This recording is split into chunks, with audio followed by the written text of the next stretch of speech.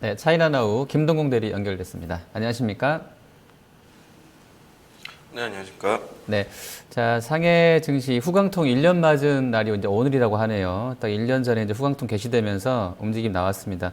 장중에는 뭐 한 2%가량 올랐었는데요. 지금 0.3%대로 상승폭을 좀 많이 반납하고 있는데, 저 먼저 오늘 시황 전해주시죠. 네, 어제부터 좀 상승세가 좀 이어지고 있는 모습이 나타나고 있습니다. 시진핑 주석이 올해 경제 성장률이 7% 안팎으로는 달성이 가능할 것이다 라고 일단 발언을 해준 것이 하나의 주요 요인으로 보여지고요. 그리고 두 번째로는 IMF에서 SDR, 위안화의 SDR 편입에 대한 것들을 좀 지지한다라는 발언들을 좀 해주는 모습들까지도 보여줬습니다. 그리고 테마성으로 좀 살펴보신다 그러면 강동성 국자위에서 이번에 국유기업 개혁 심화회의를 좀 추진을 하는 모습들을 보이면서 관련주들에 대한 상승까지도 같이 나타나고 있는 모습들이 보여지고 있습니다. 이런 흐름들이 계속 지속해서 나타나기 시작을 하면서 중국 시장 상승이 좀 이틀 연속 나타나고 있다라고 좀 볼 수가 있을 것 같습니다. 오늘 시장에서 상승 업종과 하락 업종들을 좀 찾아본다라고 하면은요, 하락 업종들은 지금 현재 없는 상황이고요. 그리고 상승 업종들은 항공우주, 그리고 증권주, 환경보호 업종들이 지금 3%대 강세를 좀 보여주고 있는 상황이고, 그 뒤를 이어서 석탄, 보험, 은행주들이 좀 올라오는 모습들을 보여주고 있습니다. 특이한 것들로 좀 말씀드려볼 수 있는 것들은 지금 시가총액 대형주들이 일단 계속해서 상승해서 수익권을 차지하고 있는 모습들을 보여주고 있는데, 오늘 시장에서 역시 증권, 보험, 은행주들에 대한 강세가 좀 나타나고 있다라고 볼 수가 있을 것 같습니다. 지수 관련된 상승에서는 약간 지수 대형주로 접근해 보시는 것이 좋을 것으로 보입니다. 네, 자, 이슈 점검해 보겠습니다.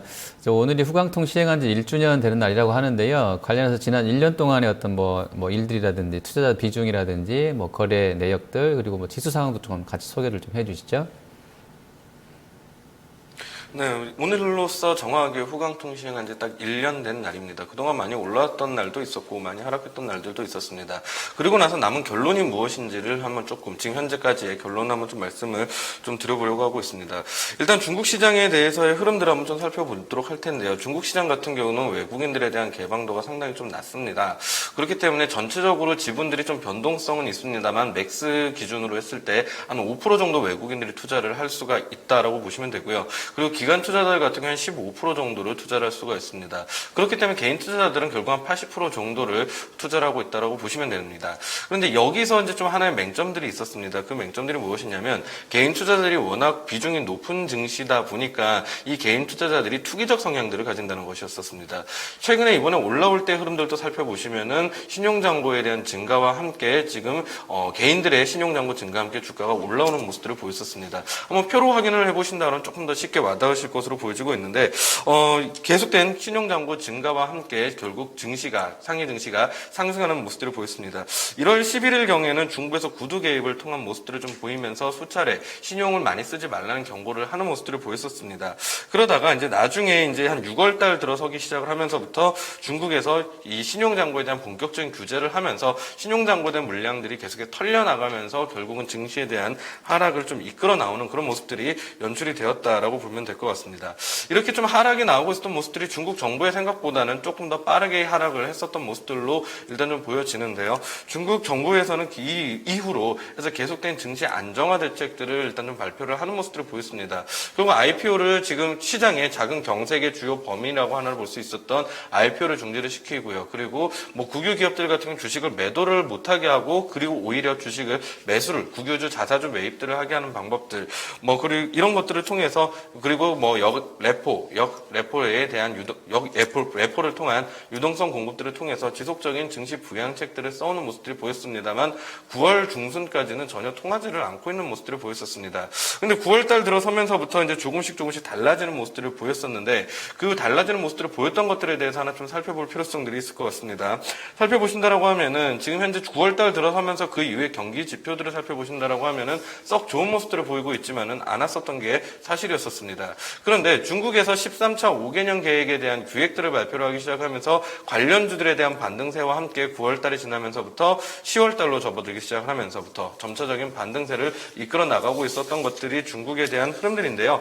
이 흐름들과 함께 같이 점검을 해야 되는 흐름들이 방금 제가 말씀을 드릴 때 신용잔고에 대한 상승세와 함께 같이 중국 증시가 같이 따라 올라왔다라는 이야기를 말씀을 좀 드렸었는데 이 흐름들을 최근에 신용잔고에 대한 비중만 가지고 한번 좀 따져보도록 하겠습니다. 제가 지금부터 보여드릴 그림은 무엇이냐면은 중국 시장이 올라올 때 당시에 거래량에서 신용거래가 차지하던 비중을 나타내는 표입니다. 가장 많을 때 2015년 3월경에는 전체 거래량에서 신용거래가 차지하는 비중들이 거의 19.03%, 20%까지 육박을 하는 모습들을 보여주었었습니다. 그런데 지금 현재는 10.31% 정도 수준까지 줄어드는 모습들이 나타났거든요. 결국은 그동안 증시를 계속해서 버블로 이끌어오고 있었던 모습들이었던 신용잔고가 물량들이 털려나가기 시작을 했고 중국 정부에 대한 의지는 어느 정도 성공을 했다라고 보시면 될 것 같습니다. 이렇다는 이야기는 중국 증시가 앞으로는 신용잔고가 늘어나지 않는다라면은 과거에 있었던 폭발적인 상승세는 보여줄 수는 없겠지만은 그동안 과거에 수급적으로 악화 요인들을 했던 이 신용잔고에 대한 흐름들은 일단 부담 요인들로 작용하지는 않을 것이다라는 결론이 나오게 됩니다. 그렇다라고 하면 중국 증시는 조금씩 점진적인 바닥을 저점을 높여가는 상승세로 접어들 가능성들이 훨씬 더 높은 상황이다라는 이야기를 좀 드려볼 수가 있을 것 같습니다. 중국 정부도 여기에 대한 부담들을 좀 많이 덜은 것으로 보여지고 있습니다. 그렇기 때문에 11월 6일 날이었었습니다. 7월 달부터 중단을 시켜왔던 증시 안정화를 하기 위해서 하락을 방지를 하기 위해서 이제 계속해서 중단을 시켜왔었던 IPO 정책들을 재개를 하는 모습들을 보여줬습니다. 물론 그 안에서의 내용들을 살펴본다라고 하면은 과거에는 증거금을 선납으로 하면서 증시에 대한 자금 경색들을 초래를 했었는데 이제는 나중에 증거금을 입금을 하겠다라는 논리로 펼쳐지면서 뭐 과거와는 좀 다른 모습들을 보이긴 했었습니다만 과거 증시의 상승 중에서도 주요 조정 요인 중 하나라고 볼 수가 있었던 이런 IPO를 다시 한번 재개를 시작을 하는 모습들을 보여주었었습니다. 그렇기 때문에 지금 현재 중국 정부 입장에서는 낮아진 신용잔고와 그리고 또다시 한번 다시 IPO 재개에 대한 이런 흐름들 중국 정부 스탠스를 볼 때 증시에 대한 어느 정도의 자신감들을 좀 갖기 시작을 그러니까 급락에 대한 급락이 더 이상 진행되지 않을 것이다라는 그런 것에 대한 자신감들을 좀 갖기 시작을 한 것이 아닌가라고 좀 볼 수가 있는 그런 국면들이 펼쳐지고 있고요. 그리고 또 하나로 좀 보여야 될 것은 무엇이냐면은 이렇게 좀 증시 자체가 일단 안정화가 됐다라는 가정이 섰다고 하면 과연 어떤 종목들을 매수를 해야 될까에 대한 이야기를 해볼 수가 있을 것 같습니다. 방금 전에도 말씀을 좀 드렸습니다만 외국인 투자자들이 최근에 증시에 올라오면서부터는 금융주도 위중으로 들어오고 있다라는 이야기를 드렸었는데 지금 현재 후강통 제도를 이용해서 들어온 외국인 기관 투자자들에 대한 비중을 한번 표로 확인을 해보신다라고 하면은 지금 현재는 결국 외국인 투자자들은 금융주들만을 한 60% 정도를 보유를 하고 있는 모습들을 보여주고 있습니다. 중국 시장들 자체가 지수 자체를 산다라고 하면 금융주 비중들을 높일 수밖에 없는 구조를 갖고 있는 시장이기는 합니다만 결국 외국인 투자자들은 지수 관련 대형주, 금융주들 매수를 했고 이 분야에 집중해서 매수를 하는 모습들을 보였습니다. 우리가 처음으로 접근할 수 있는 제조업과는 조금 다르다. 결국 서비스업 지수들이 지금 핵심을 이루고 있다는 것을 봐야 될 것 같습니다. 최근에 중국 증시에 대한 흐름들을 중국 경제에 대한 흐름들을 살펴보신다라고 하면은 제조업 비중들은 점차로 늘어나고 있고 서비스업 비중들이 늘어나고 있거든요. 그 흐름들을 그대로 지금 반영을 하고 있는 흐름들인 것 같습니다. 결국 후강통 시행 1년 동안에 중국에서는 신용잔고가 안정화됐습니다. 그리고 또다시 하나 말씀드려볼 수 있는 것들은 외국인들은 그 와중에서도 금융주들을 많이 샀다는 점들을 한번 기억을 하고 앞으로의 투자에 임해보시면은 좋은 투자 전략들을 짤 수 있지 않을까라고 생각이 됩니다. 네. 자, 그럼 오늘 가져온 후강통 유망주 어떤 종목입니까? 네, 유망주 역시도 똑같이 금융주 중에 가장 큰 종목을 하나 좀 준비를 했습니다. 공상은행을 좀 말씀을 좀 드려볼 수가 있을 것 같은데요. 중국 최대의 상업은행이라고 보시면 될 것 같고요. 그리고 중국에서 비율을 갖고 있는 점유율이 한 25% 정도 된다고 보시면 될 것 같습니다. 이 기업이 좀 긍정적으로 볼 수 있는 요인 중 하나라고 말씀을 드려볼 수 있는 것들은 결국은 이제 계속해서 늘어나고 있는 실적을 이유를 들어볼 수가 있을 것 같은데요. 실적을 한번 좀 체크를 확인을 해보신다라고 하면은 최근 들어서 실적이 아주 좀 가파르게 증가를 하고 있고 증가한 이후에 유지를 하고 있다라고 좀 보시면 될 것 같습니다. 그렇기 때문에 소위 얘기하는 재무적 가치 역시도 상당히 좀 저평가되어 있는 모습들을 보여주고 있습니다. 지금 트레이더 목표 주가 계산기로 한번 확인해 보신다라고 하면은 지금 현재 현재가 4.6위안 정도를 가져가고 있는 상황인데요. 지금 현재까지 목표가는 23위안 정도로 아주 재무적인 상승 탄력도가 아주 좀 많이 남아있는 상태라고 보시면 될 것 같습니다. 자, 기술적인 흐름들 가지고 하나 좀 점검을 한번 해보도록 하겠습니다. 기술적인 흐름세를 보신다라고 하면은 그동안 시장에 하락과 함께 같이 좀 밀렸었던 모습들이었는데 최근 들어서 박스를 짜기 시작을 하면서부터 저점을 조금씩 올려가고 있는 모습들을 볼 수가 있습니다. 이 올라오고 있는 배경들을 좀 살펴본다라고 하면은 최근에 이제 핀테크 관련된 열풍들을 불고 있는데요. 지금 중국에서 핀테크 시장에서 가장 수위를 점하고 있는 플랫폼들을 제시를 하고 있다라고 보시면 될 것 같습니다. 지금 현재 거래 동사의 공상은행의 그 핀테크 플랫폼에 대한 거래액들을 살펴보시면 2천억 위안 정도가 거래가 되고 있고요. 사용자를 살펴보신다라고 하면 2천만 명이 지금 사용을 하고 있습니다. 우리나라 인구의 거의 절반에 해당하는 수준이 공상은행의 지금 현재 단순한 핀테크 수단들을 이용하고 있다는 점들을 생각해 보시면 이 기업에 대한 앞으로의 포텐셜에 대해서는 가늠이 되시지 않을까라고 보여집니다. 기술적으로도 단기적인 고점이라고 볼 수 있는 4.8위안 까지의 여기 고점만 넘어선다라고 하면 앞으로에 대한 주가의 흐름들이 긍정적으로 전개가 될 수 있는 흐름들이기 때문에 긍정적인 관점 가지고 접근해 보시면 좋을 것으로 보여집니다. 네.